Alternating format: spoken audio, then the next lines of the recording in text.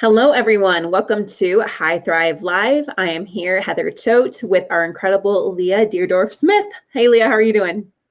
I'm good. How are you? Good, awesome.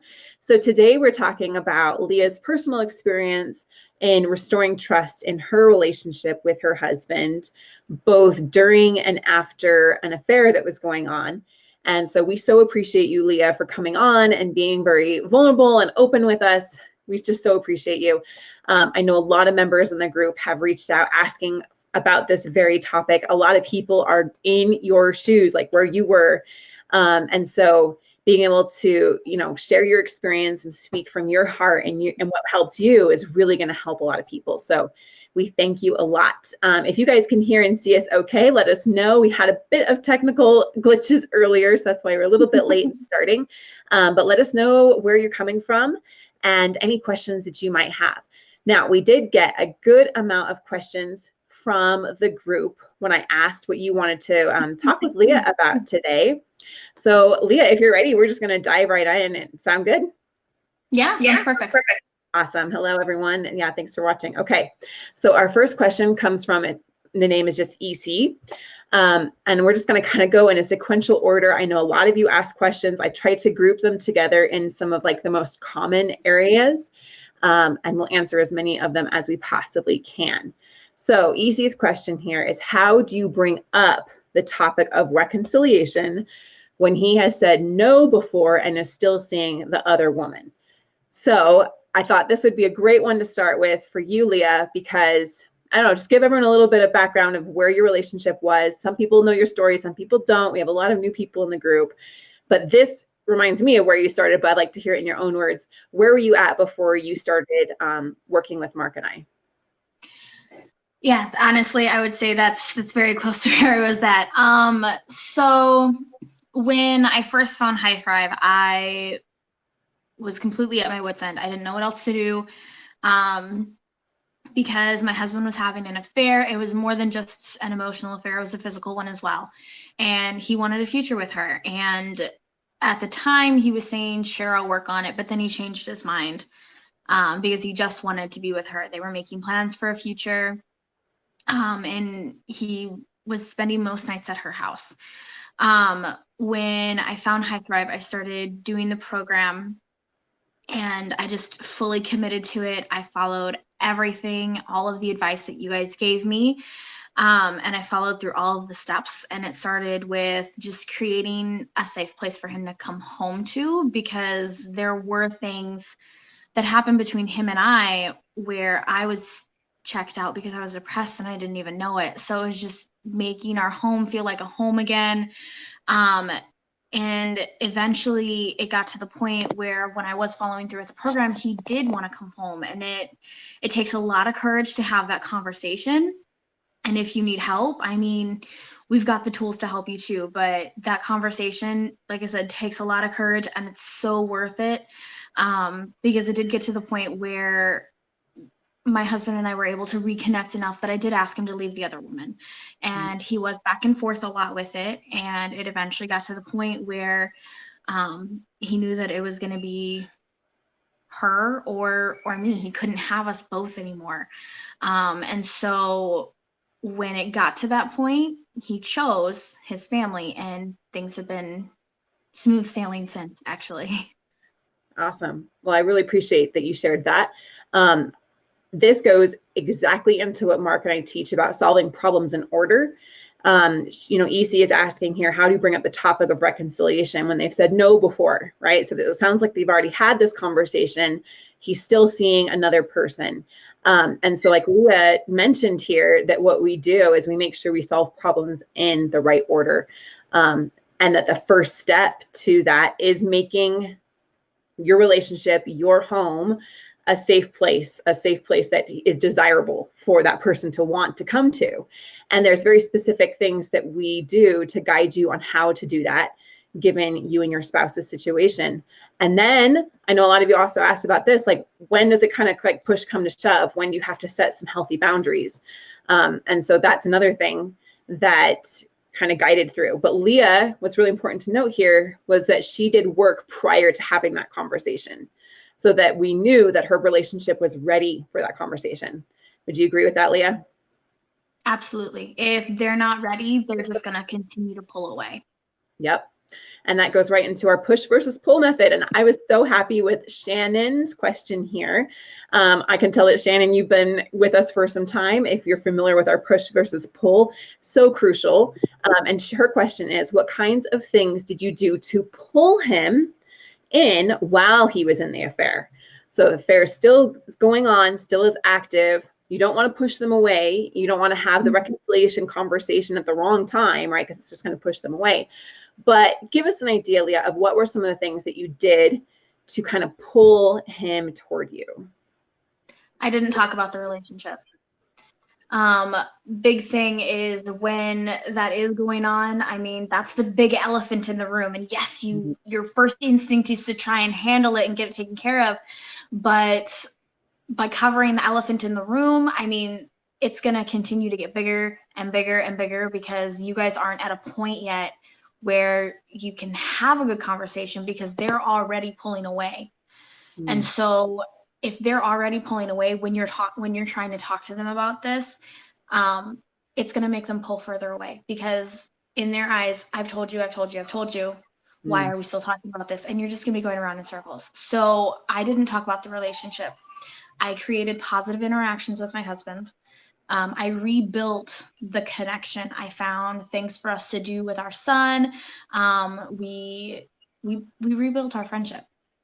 Yep. And some of the best relationships start out as friendships. So with us rebuilding our friendship and reconnecting, that's what laid the groundwork for us to be able to have the conversation about working on the marriage, leaving the other woman, because I put in the work so that he could want to come back. Yes, and that is so important.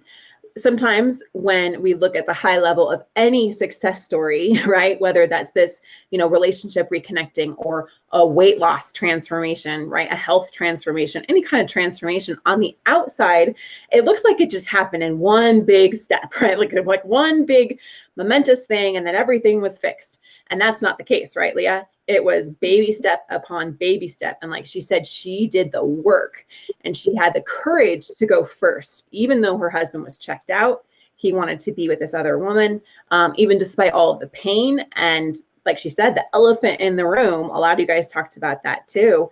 Like, well, don't I need to know everything? Don't I need to do this? Don't I need to, don't I need to know the truth and everything, right? But it's like taking it step by step, solving problems in the right order, and making sure you do the work, because it does take work.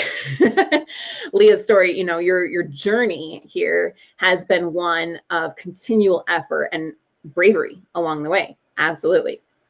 All right, so we're going to go over here to Yolanda's next question, and she says, my husband and I separated in March. He had an affair. As time went on, we tried to work it out, but he wouldn't stop seeing her. Well, now we are both in a place where we want to make this work. So kind of going along your journey here, Leah, with the timeline, right? But my trust is completely gone. I'm so scared to get hurt again. I do love him and we are trying our best, but it seems like we take 2 steps forward and then 10 steps back. So what was your experience like with this, Leah? When you and your husband were both wanting to wanting to make it work. And that kind of fear about getting hurt again, but still having that love there and trying your best. What was your experience like with that? And then what would you recommend for Yolanda here? So I've definitely been there. I completely understand your fears. What my husband and I did, which is what let me know in a way that he was really serious about this, was we set up healthy boundaries. So I was given access to his phone, his social media, because that's how he would contact her. I found out when he was completely serious about this that she had a key to our house and he had a key to hers. So I went and I exchanged the keys and I got our house key back and changed the locks. So we set up those healthy boundaries and we worked together to rebuild that trust. he didn't always appreciate that I would look through his phone, but it was my peace of mind. And when it did kind of irritate him, it wasn't because, I'm trying to word this the right way. It wasn't because he wasn't hiding anything. It was because he wanted me to trust him. So when I would go through his phone at that point, I never found anything. I literally did it for my peace of mind. And it did get to a point where he was like, okay, like, you know, I'm not doing anything. And so I told him, like, I would just ask for his patience and his understanding. And I would let him know, like, I understand that this is where you're at. I need you to understand where I'm at. Be vulnerable with him. It's okay to be vulnerable. You're married, and that's one of the best relationships you can have because you're able to be vulnerable with that person. So just be real with him. Let him know, like, hey, this is where I'm at. I want to get here, and I want us to get here together. And I need some things that'll help me get there, whether it's access to his emails, access to his phone, his social media. That's up for you to decide. It depends on what you're comfortable with and what he's comfortable with, because it has to be done together. And it's a temporary boundary. It's not something that you continue to do. It's to help you reach that peace of mind so that you can see, okay, he really is making these changes. And there's going to be moments where if he does get frustrated, your first thought is probably going to be, is he cheating on me again? Because I've been there. It happened to me. Be aware of your mindset. Just take that step back. Look at the big picture. It's more than likely he's frustrated because he wants you to trust him. So, and sometimes that trust, it just takes a leap of faith. And just learning to forgive, not for him, but for you. And just letting go of that anger and that pain and trusting that he's not going to do it again. And to get to that point, it does take some healthy temporary boundaries, but it is definitely possible. Absolutely. And again, I want to go back to the point for everyone watching here. Where you are in your journey is just so crucial that you make the right steps at the right time. If your spouse is really pulling away, if they're in an active affair, you know, demanding to check on their phone and demanding to put in some of these healthy boundaries, Leah, tell them what's going to happen. Well, it will definitely lead with anger, and it'll take you about 10 steps back, honestly, because there were moments where he had told me that it was done, but it really wasn't. They had started the affair up again. It was very back and forth for a little bit. And when I would try to set those healthy boundaries, it blew up. It completely blew up in my face because he still wasn't there yet, because he wasn't fully ready to let go. And until he was fully ready to let go and to continue to move forward with us, I kept getting pushback. So you need to set those little wheels and gears in motion and build up to it. Beautiful. Very well said. Awesome. So just for here, someone asked a question about getting the steps right. So what it is, it's making it safe. It's making positive interactions first. What we want to do is pull them to us. And anything that's pushing them away is, again, going to be that feeling of 2 steps forward, 10 steps back. And then when you're in the right place, that you can sense that your spouse is ready and you have, you know, I'm just going to say it, the guidance of an expert to be like, yep, you're there. You know, we look, Mark and I, when we're coaching, we look at very specific indicators of a relationship, kind of like looking at a diagnosis of a patient, right? We look for certain levels of health, certain levels of strength. We also look at the areas of weakness, and then we determine based on that, okay, you're ready to take the next step. Okay, we're ready to get to the next, you know, procedure to get you healthy and strong again. Then you take that step. You know, Leah had that very difficult conversation with her husband, but it needed to be done at that point. They were ready for it, right? Of, you know, it's either me or this other woman, you know, it's time to create a boundary here, right? And at that point, her relationship with her husband was strong enough, and she had done enough work that he was being pulled toward her. He was no longer, you know, all in about this other woman, and he wasn't really, you know, he may have been on the fence and not a little bit, but he was enough in Leah's court, you know, that's where he wanted to go. And then from there, working to restore that trust. Like Leah said, having healthy but temporary boundaries. And Leah, you talked about that peace of mind of knowing, you know, it's okay. I can actually trust him now. What does that feel like for someone that might be in like the heart of the struggle and the heart of like the heartbreak and the pain? I think that would be really helpful for people to see what it's like to come through that and know what that peace is like. So for you, in your own words, what does that feel like to know that you can fully trust your husband now? I felt like a weight was lifted off of my shoulders. I no longer felt the tightness in my chest. When I would ask to see his phone. I mean, now I can just shift his phone over to the side because I don't check his phone anymore. But now I can shift his phone over to the side and he doesn't get super defensive and his body doesn't like tighten up. And it's just relaxed body language from both of us. I mean, it's amazing because I mean, even now he is in another state right now with his job because he has a job that requires him to leave a little bit at a time. I'm not even worried. And it's an amazing feeling and everybody can get there. Absolutely. That is so, so good. Yep. That gives me shivers, but it's truth, right? It is absolute truth. So another thing that I really want everyone to understand and part of your journey, Leah, was really uncovering what the root was of why the affair happened and why he was pulling away. And that when you fix that root issue, how that also lends to that sense of, I can trust you now, we can work on this. And so that you both feel like you're standing on solid ground. So in your experience, what did that look like for you guys to be able to like get to the root issue and then solve it there so that you felt like you were on a strong foundation? Does that make sense? Yes. So the root of it was, like I mentioned earlier, I was depressed and I became checked out and I didn't know it because I was stuck in my own head. And because I was stuck in my own head, I wasn't there for him when he needed me. And he needed me emotionally and I just couldn't give it to him. And he also needed me physically and I wasn't giving that to him either. I just wasn't speaking his love language.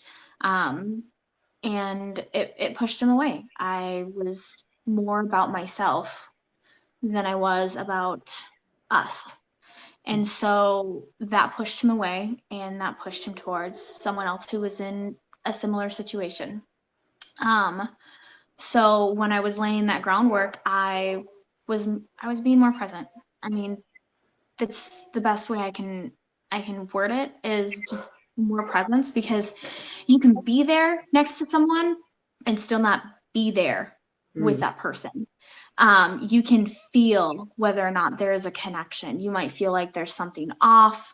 If there's no connection, you might feel like you're trying to find something to talk about.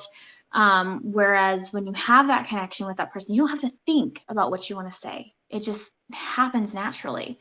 And you could be totally content with sitting in silence. Whereas when we didn't have that connection, it was more like awkward silence because you're like, what are they thinking? Did I say something? Kind of like when you're meeting someone for the first time and you haven't established that connection yet. That's, at least to me, that's kind of what it felt like. It was those awkward silent moments where like you could tell that you should say something but you didn't quite know what to say, and now it's just natural. I mean, we can sit in silence and it's okay. We know that we're both wanting to sit in silence. It's like we're on the same wavelength again, and it's an awesome feeling. And getting to that point, I mean, it took work, took some yelling from both of us because sometimes we didn't feel like we were being heard, but it was worth it. Every single bump and setback, it was another way for us to learn. Awesome. So high level overview for everyone. Apply this to whatever you're going through. That's why it's so crucial to get to the root of the affair or the root of the challenges that are presenting themselves between you and your spouse.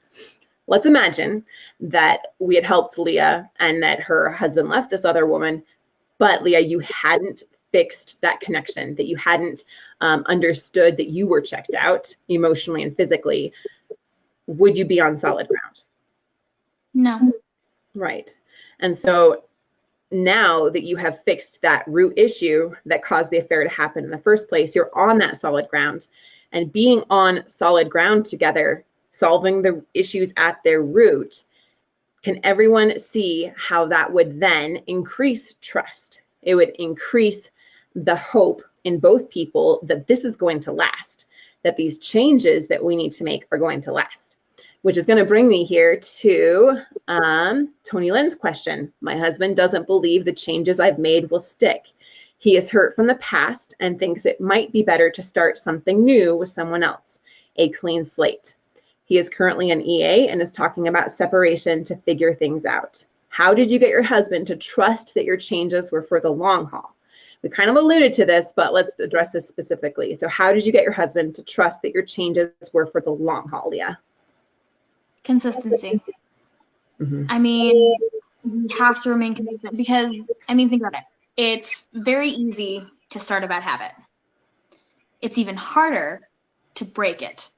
So by remaining consistent, that's going to make the biggest difference. And with your husband being in an emotional affair, right now he's getting something out of that relationship that he's not getting at home.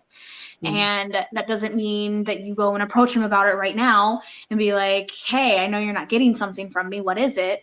You need to build to that. And you need to find out the root and figure out what he's getting from that emotional affair that he's not getting from home. And that's what's going to help you to figure out what needs to change. And it's not, and I want to say this because I didn't say this earlier, the affair isn't your fault. For all of you guys going through this. It's not your fault, but there are things that happened that led to it. They made the decision to cheat, and I don't want you to ever feel like it happened because of you, because they still made decisions, and their actions led to that as well. So it is not your fault, but there are things that happened that led to them making that decision. So you need to figure out what it is. That way you can lay that groundwork and you can remain consistent. I mean, I went through it with my husband where he said, well, you're doing this now because you know you're about to lose me. How do I know it's not going to change until, how do I know it's not going to change after I leave her? And it just meant that the trust wasn't fully there yet. And he and I were actually talking about it a few weeks ago. And he had told me that when he left her in that moment, it's because he took a leap of faith. I had built up enough trust that he decided to take a leap of faith to see how it worked. And that's going to happen with you guys too. You just have to remain consistent and listen to them when they're telling you, I don't know if I fully trust you. Because yes, your trust was broken, but theirs was too. You guys made a promise to each other. And things happened and that promise got broken. And so you have to work twice as hard to rebuild that promise and to rebuild that trust. Beautiful. So both people coming together to rebuild trust on both sides. That is awesome. I'm going to go over here to a question that we got about how to find the root. So she says, or he says, not sure because it doesn't let me know on this platform, but I've watched the videos and doing a lot of work on my own, but I still haven't understood how you discover the root problem. My husband cheated on me and some things were said on his end that are hard to forget. How do you find what the root issue is? So Leah, how did that look for you? What you mentioned earlier was that you weren't even aware of what was really going on. So what helped you become more aware of what was going on for you and what that root issue really was? Honestly, for me, I had to hit rock bottom. At least my own version of it. Everybody has their own version of rock bottom. And I feel like when you hit that version, that's when you start accepting the challenges and you start making those changes and you start doing a little bit more self-reflecting.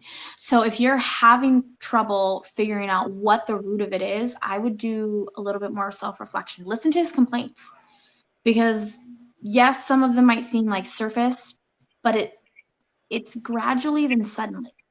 It's little things. It's like a butterfly effect. It's little things here and there that gradually build up all the time, and then it seems like it happens just out of nowhere.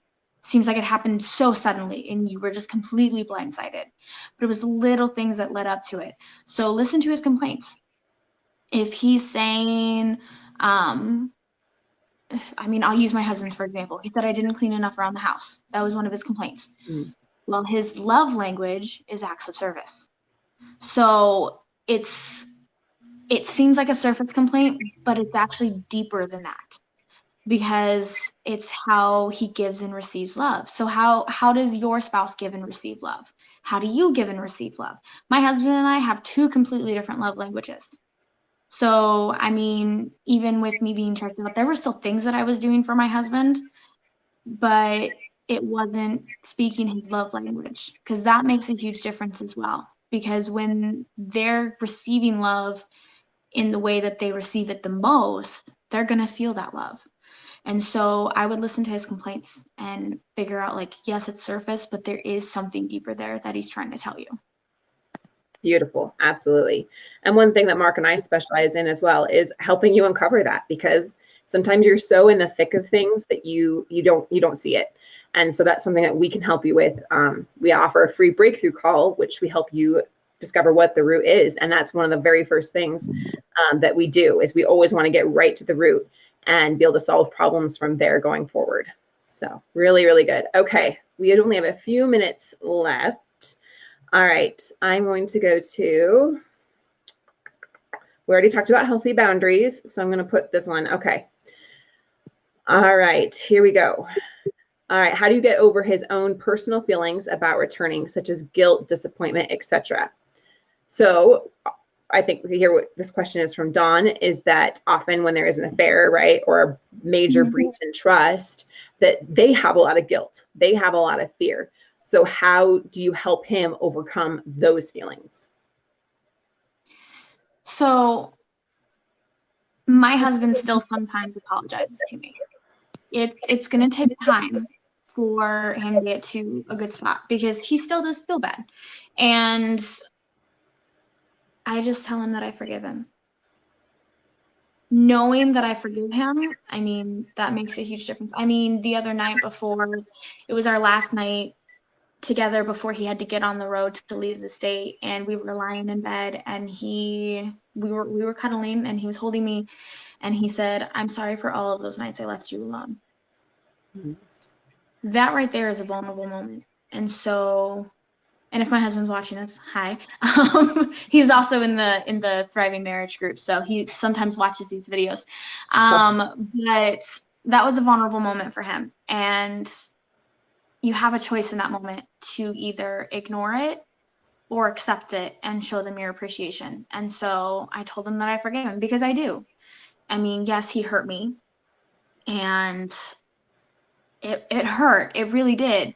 But he's changed. His actions have shown that he's in this for the long haul. And he's going to have moments, your spouse is going to have moments where that guilt is still going to be there. And you just have to be there for them. And it's not you saying that what they did is okay.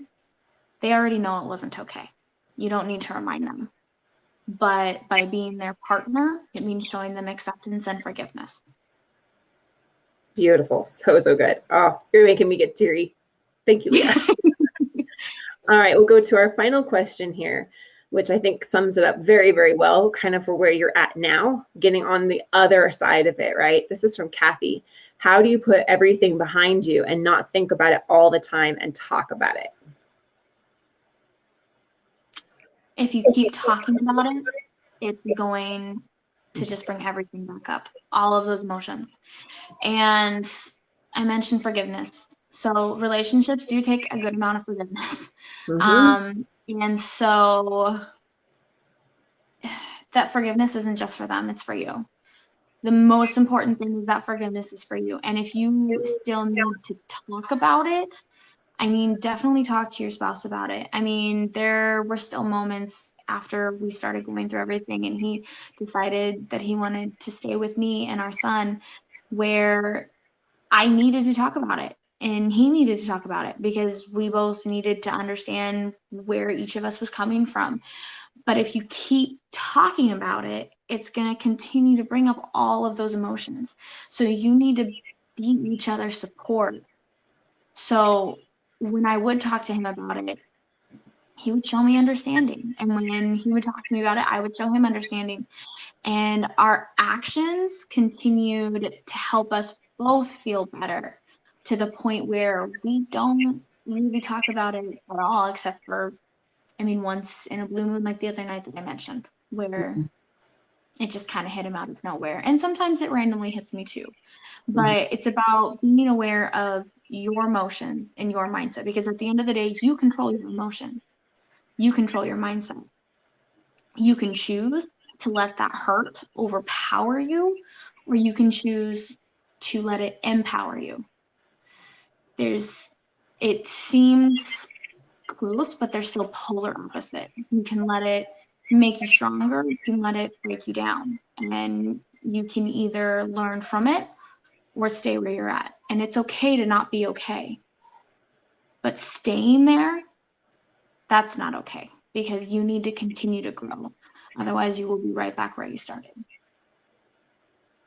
Leah, can we just like put that on a billboard or something, or like a Hallmark card? That was epic. I really feel like people across the world need to be quoting what you just said right there, because that's the heart of the whole thing. That was so epic. All right. So Leah, we're going to wrap up our time here. Thank you to everyone who submitted questions and who are reaching out for help. You know, Leah was in your shoes and she did the same thing. Like she said, she took action. She chose not to stay where she was. She chose to let those things that were hurtful become empowering. So Leah, any final thoughts for someone, you know, who may be in your shoes where you were, say, you know, 6 months, a year ago? What would, like, final thoughts, what would you, if you could give them just one step to take, what would that be? There are so many steps. Okay, we'll get the direction. I would say the biggest thing would be self-reflection, because once you are in control of your mindset and you are aware of your surroundings, aware of your emotions, everything just kind of changes. Every conversation is different, and you can kind of see like more subtle things that are going on, and you can kind of see more subtle body language too when you're more aware. So you're more aware of your body language, their body language. It's insane.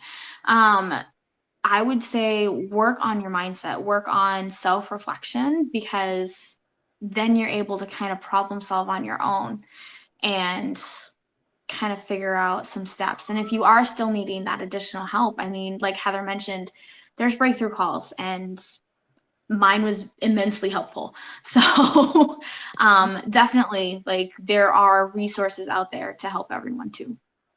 Awesome. And with that being said, I'm just going to put this up here for anyone who would like more help with this. If you're like Leah, you're looking for direction, you want to find out what the root issues are, you want to know if this is the right point in your relationship to talk about the elephant in the room, or if it's the right point to set up healthy boundaries, or if you're at the right point where you can learn to forgive and let go, right? If you're at that point of just full reconciliation and restoration, you're not alone, and we're here to help you. There absolutely are solutions.